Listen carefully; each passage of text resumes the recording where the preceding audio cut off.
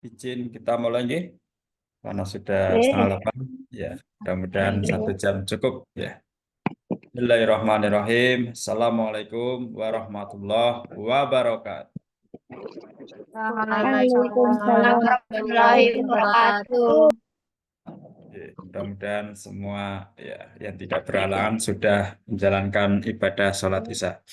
Alhamdulillah ala kulli hal wassalatu wassalam ala Rasulillah Ya, Muhammad ya, ya, sallallahu ya. alaihi wasallam. Allahumma arinal haqqo haqqo warzuqna tiba'ah wa arinal batila batila Apa? warzuqna ijtinabah. Oke, terima kasih atas kehadirannya. Wah, ini 3 kelas ya, dari hukum, terus administrasi rumah sakit, satunya apa? Teknik industri ya.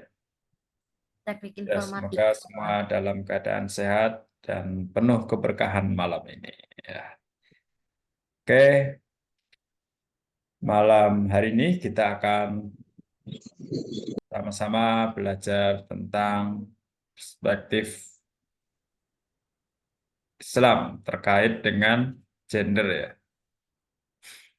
Ya, nanti diawali dari presentasi mahasiswa, ya, kemudian diskusi, dan selanjutnya eh, closing dari saya. Nah, saya kira itu jangan lupa untuk absensi di Edo, nggih. Eh, durasi sampai pukul 9, durasi absensi. Sebelumnya dengan mengharapkan ridho dan rahmat dari Allah SWT, mari kita buka majelis ilmu ini dengan melafadzkan basmalah. Bismillahirrahmanirrahim. Bismillahirrahmanirrahim. Bismillahirrahmanirrahim. Nggih. Bismillahirrahmanirrahim. Silakan dimulai, lebih cepat lebih baik gitu ya.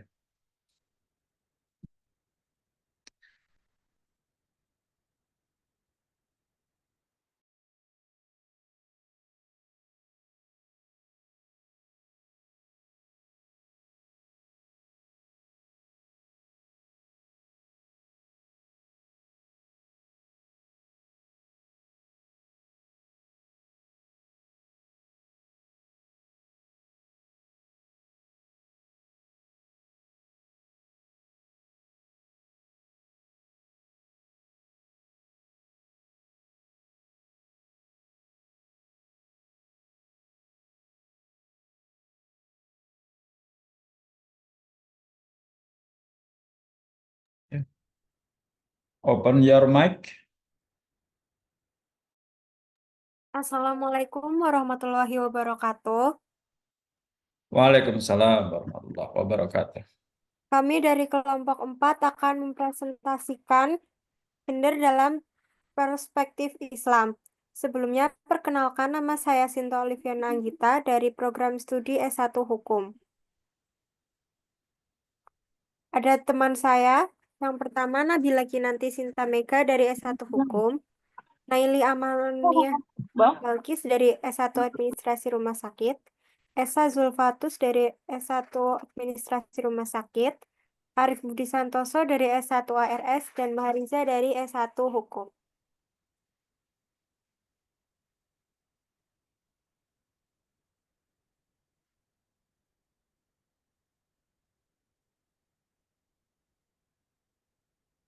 Yang pertama adalah latar belakang.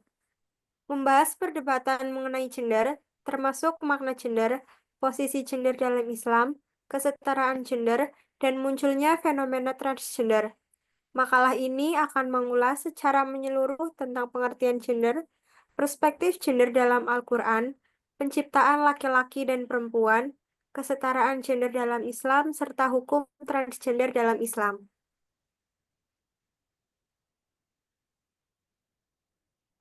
Rumusan masalahnya, yang pertama, apa yang dimaksud dengan teori gender?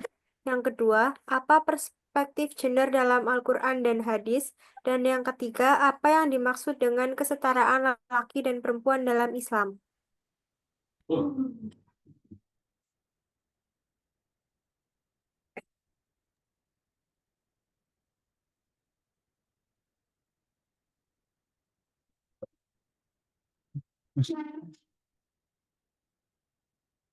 Saya lagi belajar, Mas.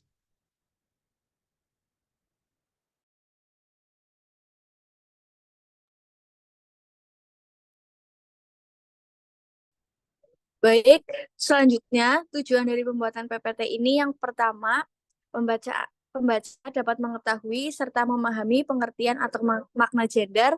Kemudian pembaca dapat mengetahui serta memahami tentang bagaimana penciptaan laki-laki dan wanita dalam Islam. Pembaca dapat mengetahui serta dapat memahami bagaimana kesetaraan gender dalam Islam. Kemudian yang terakhir, pembaca dapat mengetahui serta memahami tentang masalah transgender dalam Islam.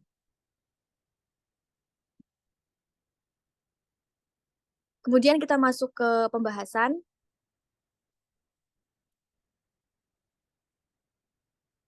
Baik, yang pertama itu ada teori gender, di mana gender merujuk pada perbedaan peran, perilaku, dan karakteristik antara laki-laki dan perempuan yang bersifat sosial dan budaya, bukan biologis. Konsep ini dibentuk melalui proses sosial yang berkembang dalam masyarakat dan bersifat fleksibel serta dapat berubah dari waktu ke waktu.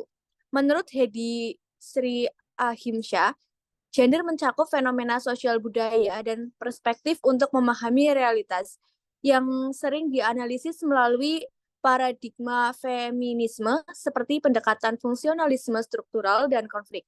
Fungsionalisme menekankan peran laki-laki di ranah publik dan perempuan di ranah domestik. Masih dalam teori gender, Mansur Fakih membedakan gender dari seks, di mana seks bersifat biologis dan tetap, sementara gender merupakan konstruksi sosial yang dapat berubah. Gender juga mencerminkan harapan budaya terhadap perilaku laki-laki dan perempuan. Meskipun sifat-sifat tersebut dapat dipertukarkan.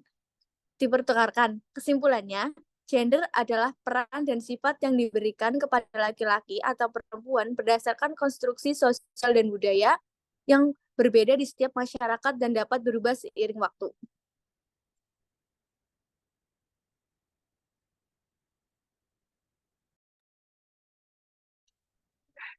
Selanjutnya, gender menurut perspektif Al-Quran. Al-Quran menyatakan bahwa segala sesuatu diciptakan berpasang-pasangan sebagai sunatullah, termasuk laki-laki dan perempuan yang memiliki berbeda fisik dan fungsi. Perbedaan ini membantu masyarakat memenuhi kebutuhan hidup dengan seimbang, sebagaimana perbedaan siang dan malam. Perbedaan fisik membawa konsekuensi pada perbedaan tugas, hak, dan kewajiban seperti fungsi reproduksi perempuan yang meliputi haid, hamil, nifas, dan menyusui. Oleh karena itu, Al-Quran memberikan keringanan hukum bagi perempuan, misalnya dalam kewajiban sholat, puasa, dan mencari nafkah yang dibebankan kepada laki-laki. Meskipun demikian, Al-Quran tidak merinci konsep peran khusus untuk laki-laki dan perempuan, kecuali dalam hal-hal yang sesuai dengan kondisi biologis dan tugas khas masing-masing. Perbedaan tersebut mencerminkan sifat saling melengkapi antara laki-laki dan perempuan dalam penciptaan manusia.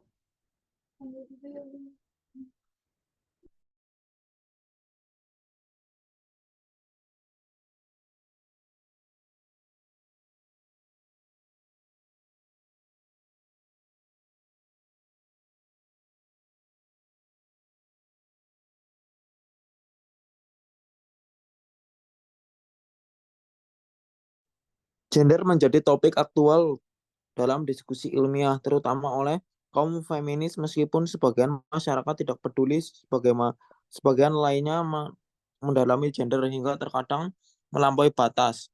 Bahasan gender sebenarnya telah ada dalam Al-Quran, terutama terkait persamaan keimanan, ibadah, dan peran perempuan yang diangkat derajatnya oleh Nabi Muhammad SAW.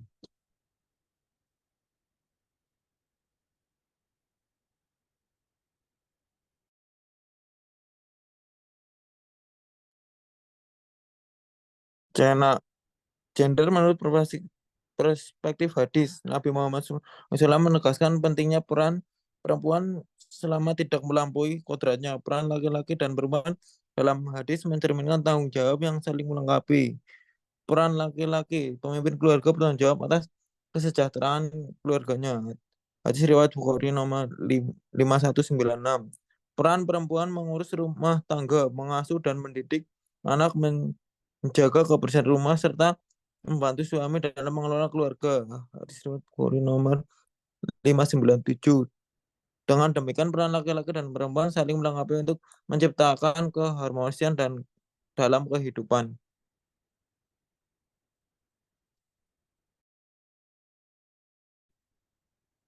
Baik, yang keempat ada kesetaraan lelaki dan perempuan dalam Islam. Islam menegaskan bahwa laki-laki dan perempuan diciptakan untuk saling melengkapi dan memiliki hubungan timbal balik, bukan untuk dibedakan posisinya. Prinsip kesetaraan gender dalam Al-Quran menunjukkan bahwa keduanya sama-sama sebagai hamba Allah dan memiliki kesempatan yang sama dalam berbagai bidang, seperti pendidikan, sosial, politik, dan ekonomi, selama tetap menjaga fitrah masing-masing.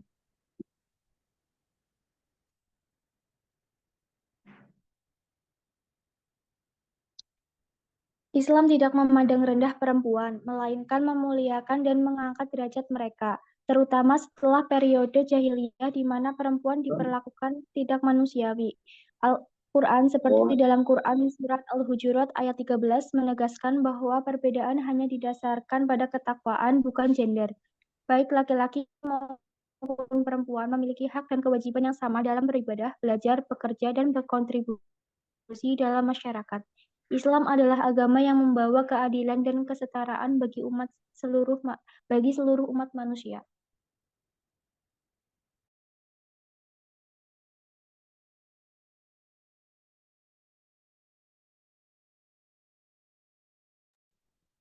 Baik,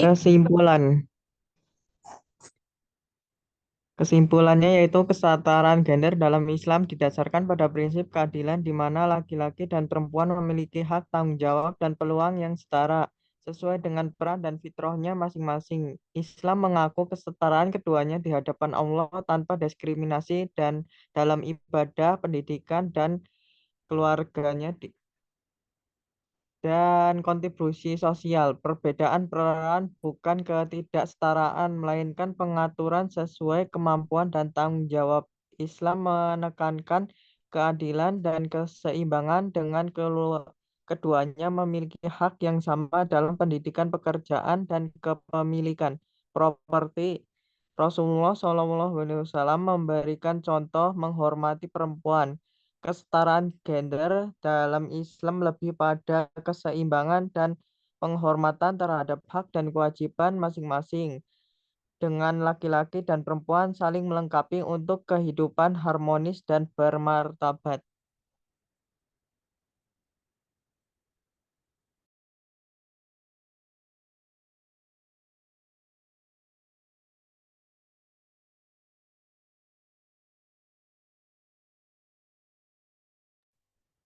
selanjutnya kita berikan waktu untuk teman-teman yang mungkin ingin bertanya. Untuk pertanyaannya dibatasi atau tidak ya, Pak? Perwakilan kelompok satu ini, perwakilan kelompok yang tidak presentasi.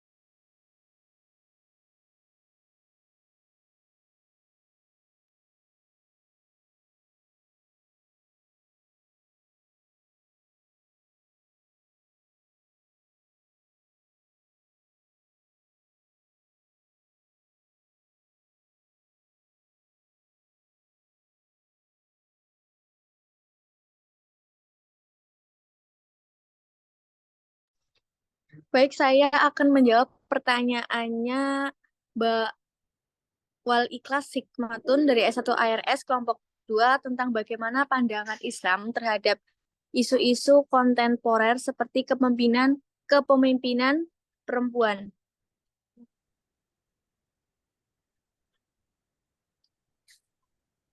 Pandangan Islam terhadap isu-isu kontemporer seperti kepemimpinan perempuan didasarkan pada interpretasi Al-Quran, hadis, serta istihad ulama.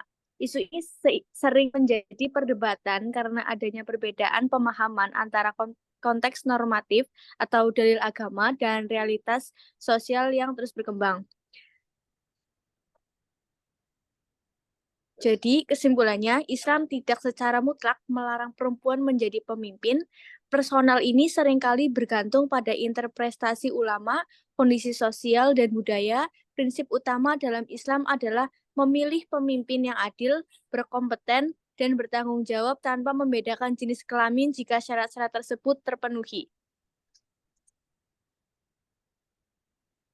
Mungkin seperti itu, siapa tahu teman-teman saya yang lain ingin menambahkan, silahkan.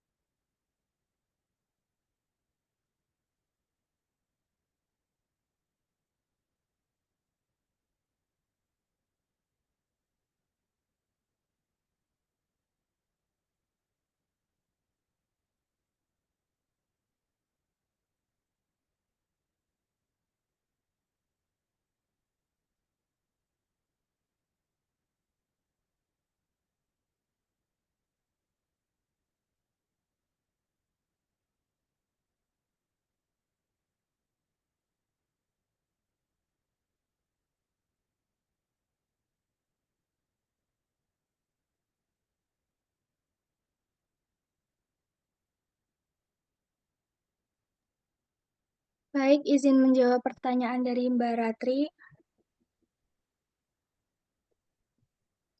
Bagaimana mempromosikan kesadaran dan toleransi terhadap transgender dalam masyarakat Islam? Mempromosikan kesadaran dan toleransi terhadap transgender dalam masyarakat bisa dilakukan dengan pendekatan yang penuh hikmah seperti empati dan sesuai ajaran Islam tentang kasih sayang dan keadilan. Yang pertama bisa melalui pendidikan tentang ajaran Islam yang rahmatan lil alamin, yaitu dengan menjelaskan bahwa Islam adalah agama yang menghargai keberagaman dan mengajarkan kasih sayang kepada semua makhluk. Yang kedua, bisa menekankan nilai-nilai empati dan kemanusiaan. Ajak masyarakat memahami perjuangan dan tantangan yang dialami oleh transgender tanpa prasangka atau stereotip. Yang ketiga itu bisa melibatkan tokoh agama dengan cara mengajak tokoh agama untuk memberikan ceramah atau kajian tentang pentingnya tidak mendiskriminasi siapapun berdasarkan identitas mereka.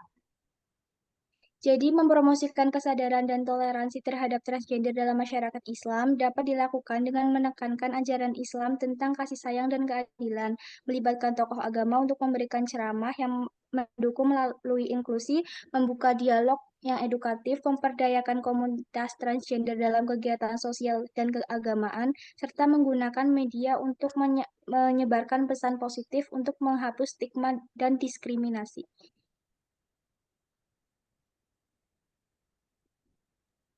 Izin menjawab pertanyaan dari Isti Nadila. Pertanyaannya, menurut kalian bagaimana pandangan Islam mengenai pendidikan bagi perempuan? Nah, dalam Islam, pendidikan bagi perempuan dianggap sangat penting dan tidak ada diskriminasi terkait dengan hak perempuan untuk memperoleh pendidikan. Ajaran Islam menekankan bahwa menuntut ilmu adalah kewajiban bagi setiap muslim, entah itu laki-laki maupun perempuan. Dengan didukung oleh prinsip Islam yang mendasari pandangan, yang pertama perintah untuk menuntut ilmu yang dicantumkan dalam hadis yang bersabda, menuntut ilmu itu wajib bagi setiap muslim, baik laki-laki maupun perempuan, dari hadis riwayat Ibnu Majah. Yang kedua, perempuan sebagai bagian integral dalam masyarakat. Dan yang ketiga, perempuan adalah madrasah pertama bagi calon anak-anaknya kelak. Terima kasih.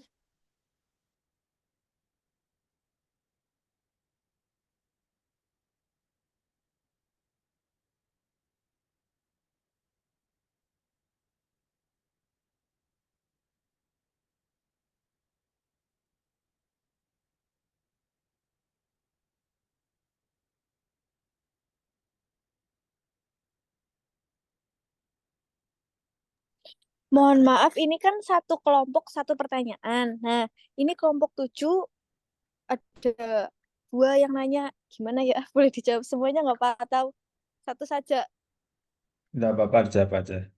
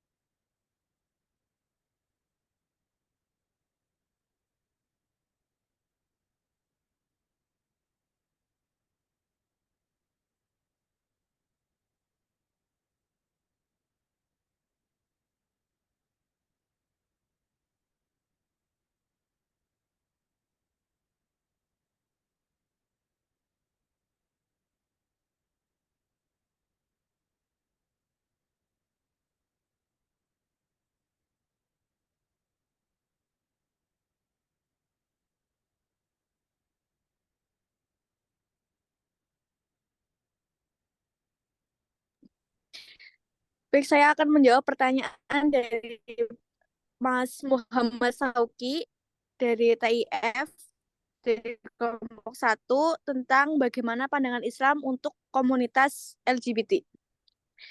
Pandangan Islam terhadap komunitas LGBT berangkat dari prinsip-prinsip ajaran agama tentang fitrah manusia, nilai-nilai moral, dan etika dalam berhubungan antar individu, antara laki-laki dan perempuan sebagai suatu yang bertentangan dengan syariat. Pandangan Islam tentang LGBT dalam Al-Quran, homoseksualitas disebutkan dalam kisah kaum yang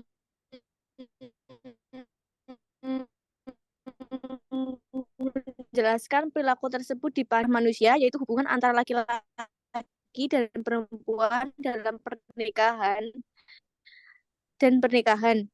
Dan ingatlah kisah Lut ketika dia berkata kepada kaum,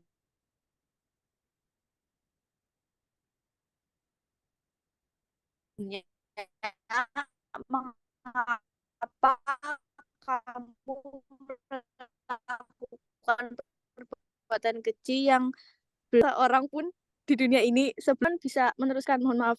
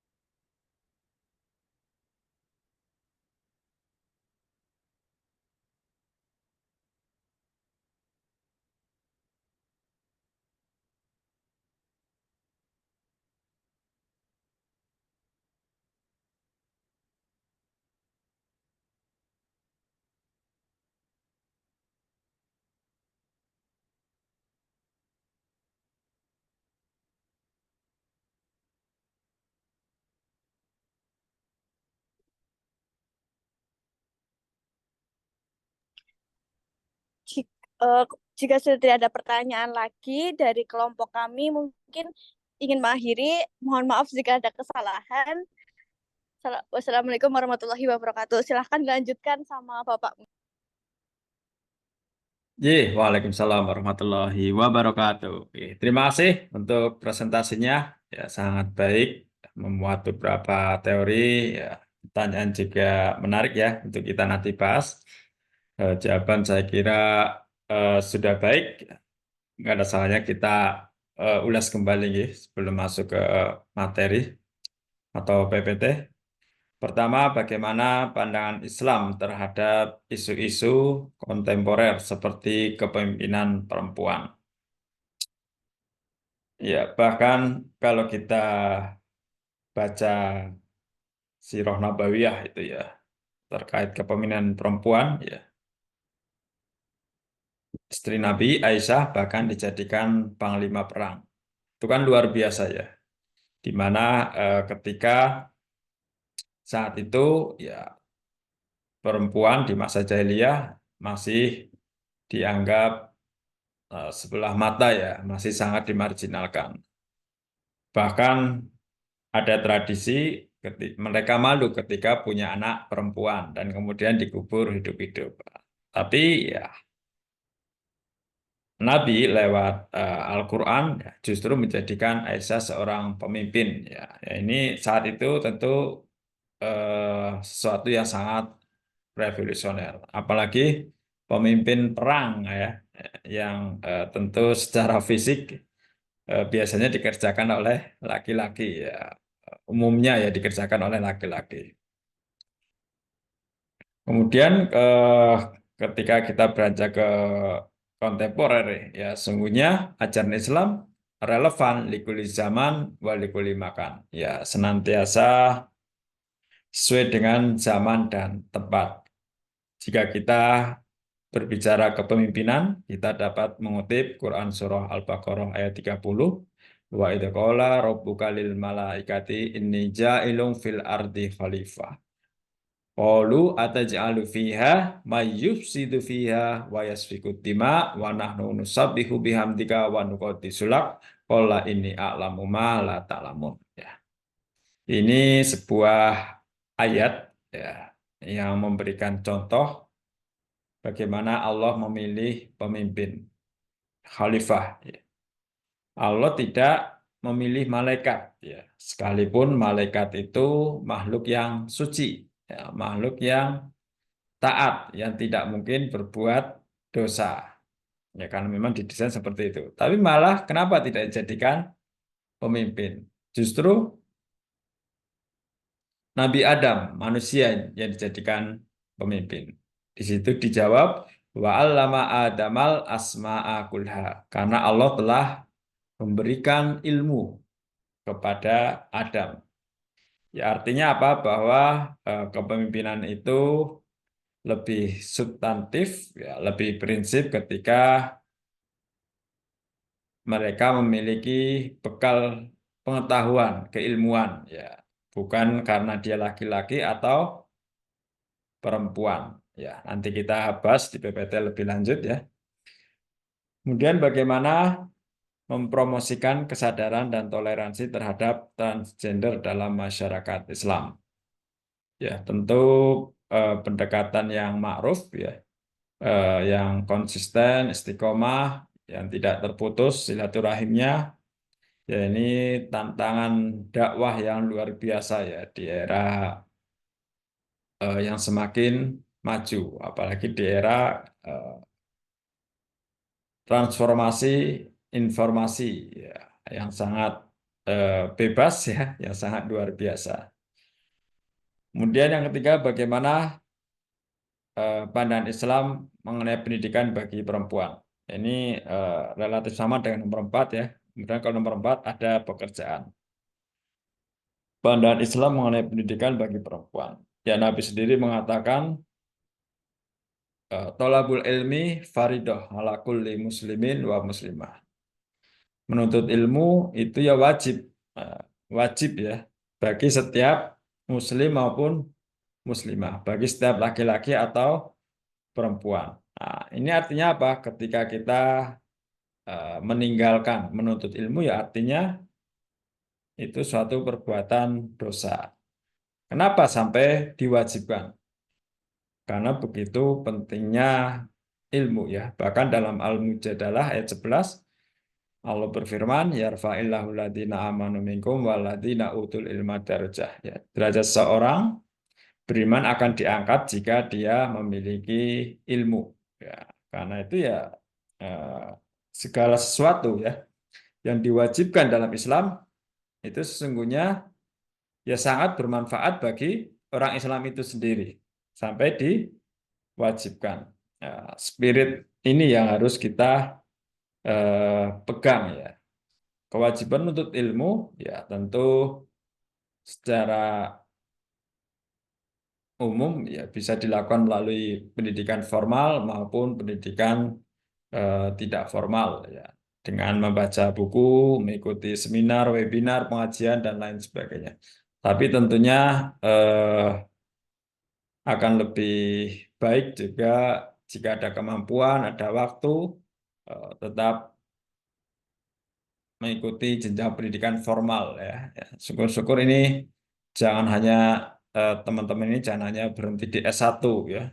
Kita doakan semoga bisa lanjut ya. Syukur dapat beasiswa S2 bahkan sampai S3 kalau perlu jadi profesor guru besar.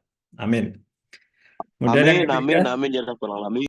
Amin ya rabbal alamin. Ya, 3 dan 4 juga terkait pekerjaan.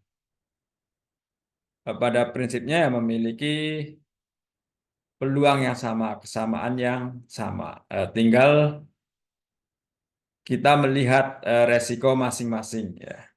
Ya mungkin ada pekerjaan yang halal ya, tapi bisa berdampak tidak baik misalnya bagi perempuan. Ya, misalnya dia menjadi pelaut ya yang harus berlayar meninggalkan keluarga berbulan-bulan bahkan ya, itu tentu perlu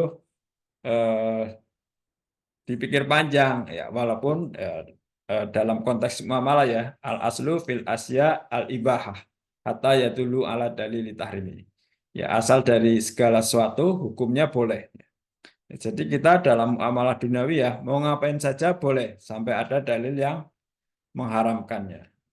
Dalil atau alasan yang mengharamkannya ini ketika potensi mudorotnya lebih banyak daripada maslahatnya atau daripada manfaatnya. Ya boleh-boleh saja ya. Jadi tinggal harus memperhatikan tadi asas kemaslahatan.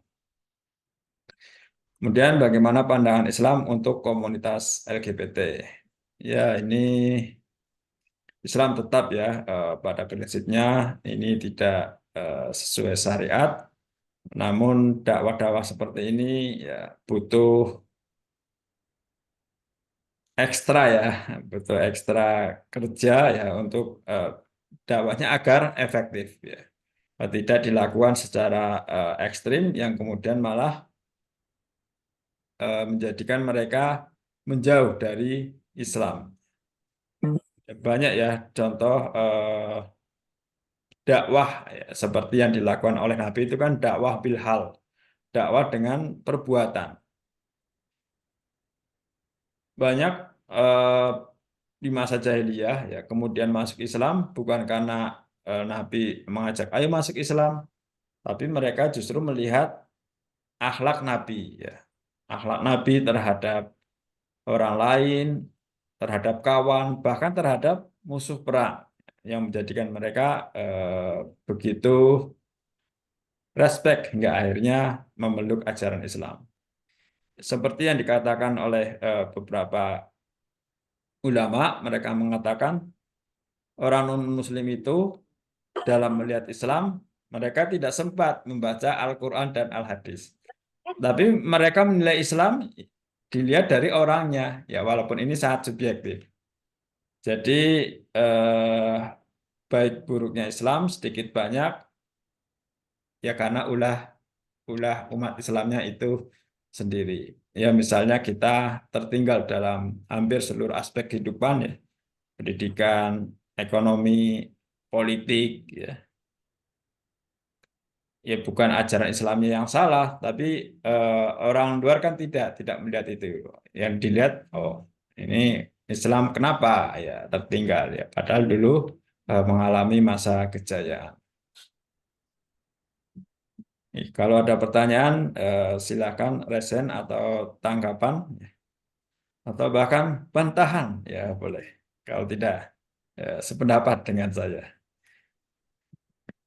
Nah, nanti selama ini tidak perlu nunggu selesai, selama pembelajaran bisa resen.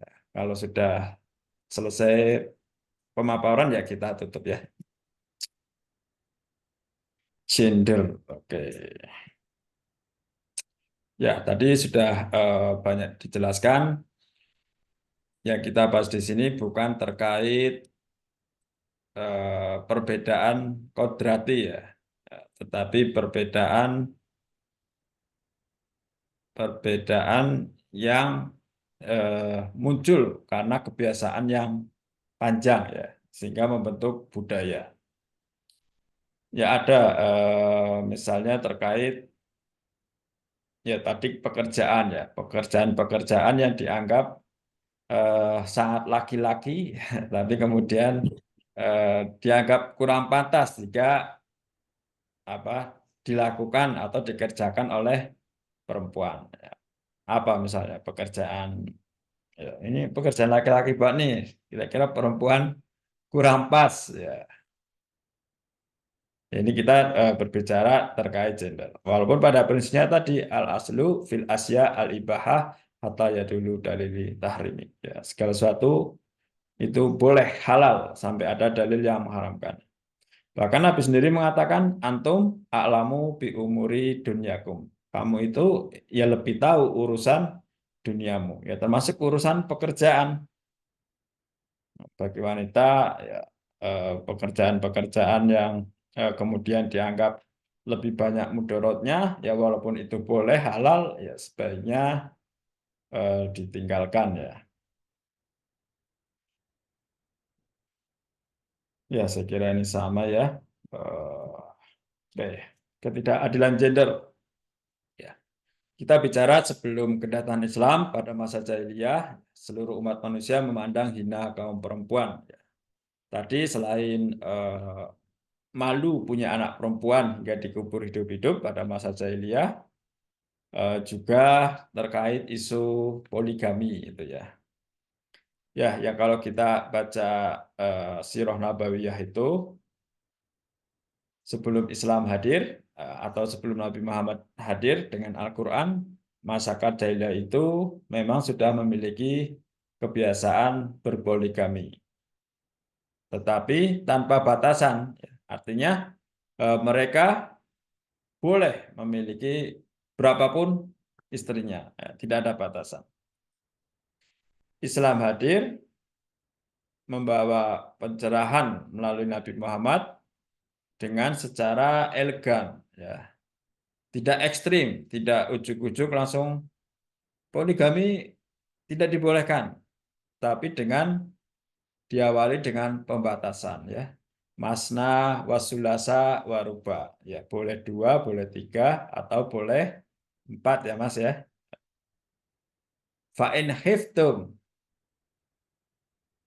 dan jika kamu takut tidak bisa berlaku adil, ya. Fa'in khiftum ala ta'dilu, ya. Jika kamu takut tidak berlaku adil, fawahidah, maka ya cukup satu saja. Nah, ini kata-kata adil di sini kan seperti sebuah isyarat keras, ya. Ya sebenarnya bahasanya ya jangan poligami, gampangnya seperti itu, karena ya sangat tidak mudah ketika kita harus berlaku adil kepada istri-istri, ya, misalnya yang istrinya banyak.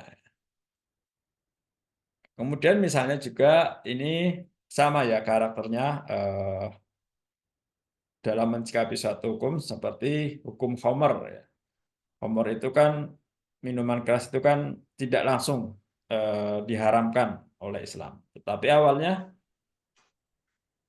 tidak boleh minum Khamr kalau kamu mau sholat, ya. Arab sholat ngombe Khamr ya ora karo-karuan, ya. Tapi itu bertahap. Kemudian setelah itu ya ada dalil pengharaman. Ya walaupun dalam poligami ini tidak sampai pada dalil pengharaman, kita lihat tadi, ya, antum a'lamu bi umurudinyakum. Kamu lebih tahu urusan duniamu. Kira-kira dengan punya istri satu atau lebih dari satu, lebih banyak maslahatnya mana? Ya.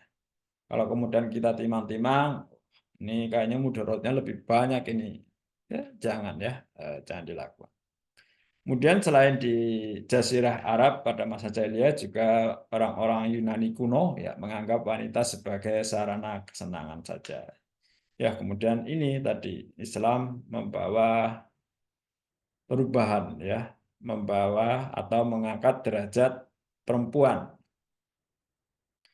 Di Arab Saudi sendiri terutama di Mekah dan Madinah cenderung agak lamban, ya. Bahkan untuk seseorang perempuan boleh menyetir sendiri, ya itu baru ya di tahun 2000-an ini, ya. Padahal di Indonesia ya sudah hampir lama. Yaitu terkait tradisi, ya, tradisi budaya Arab di sana.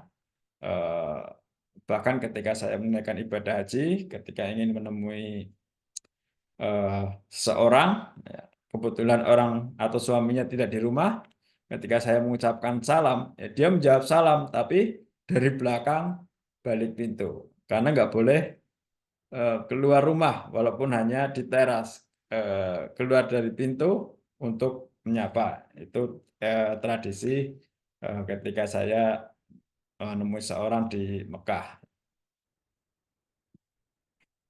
Kemudian di Indonesia sendiri ya Ahmad Dahlan termasuk pelopor, ya, pelopor dalam isu kesetaraan gender, ya. Seperti tahun 1914, 2 tahun setelah Muhammadiyah berdiri, Ahmad Dahlan beserta istrinya mendirikan Aisyah. Artinya sudah 100 berapa? 100 tahun yang lalu, ya. 100 tahun yang lalu, 1 abad yang lalu. Dan sekarang Aisyah sudah termasuk salah satu organisasi perempuan, ya, dengan aset paling banyak, ya. Karena jarang organisasi perempuan di dunia memiliki universitas, memiliki rumah sakit, memiliki puluhan ribu TK, ya, dan lain sebagainya. Kemudian apa saja, ya, apa saja bentuk-bentuk ketidakadilan gender di lingkungan sosial. Pertama ada subordinisasi atau menomorduakan perempuan. Ya, seperti saat pilkada kemarin ya, Pilbub Kebumen ya. Ini termasuk ya, paslon 01 ini termasuk korban ya. Karena masih saja ada pendapat nek si anak wong lanang ngapa wong wedon bupati. Ya, ini bagian bentuk-bentuk dari ketidakadilan gender di lingkungan sosial. Ya karena mungkin belum begitu paham ya memahami Islam. Tadi ada pertanyaan menarik ya dari kelas apa tadi keperawatan ya. Kenapa seolah-olah ya namanya juga seolah-olah Al-Qur'an itu lebih atau Islam itu lebih mengunggulkan pria ya seperti ar-rijalu qawwamun 'alan nisa, laki-laki di atas perempuan artinya sebagai pemimpin. Kemudian kenapa para rasul itu semuanya laki-laki ya walaupun kalau nabi yang jumlahnya ratusan ada perempuan, tapi kenapa rasul semuanya laki-laki? Ya tentu kita harus melihat asbabul wurudnya ya. Misalnya kenapa nabi laki-laki ya karena pada masa jahiliyah itu perempuan memang dinomorduakan ya ketika dinomorduakan dipaksakan jadi pemimpin tentu tidak akan efektif apalagi dijadikan nabi. Tapi jangan lupa di sisi lain Al-Qur'an juga banyak mengunggulkan perempuan ya termasuk ya saya tadi juga protes gitu kan. Kenapa surga di bawah telapak kaki perempuan? Kenapa nggak di bawah telapak kaki laki-laki? Ini artinya apa? Kita dalam memahami Islam ya tidak bisa hanya bersandar pada 1, 2, 3 ayat yang memihak laki-laki, padahal banyak juga ayat lain yang memuliakan perempuan. Ya. Artinya apa? Ya, jika kita belajar secara holistik ya setara ya. Kemudian stigma negatif yang masih melekat, perempuan dianggap yang paling umum ya dianggap lemah secara fisik ya. Ya,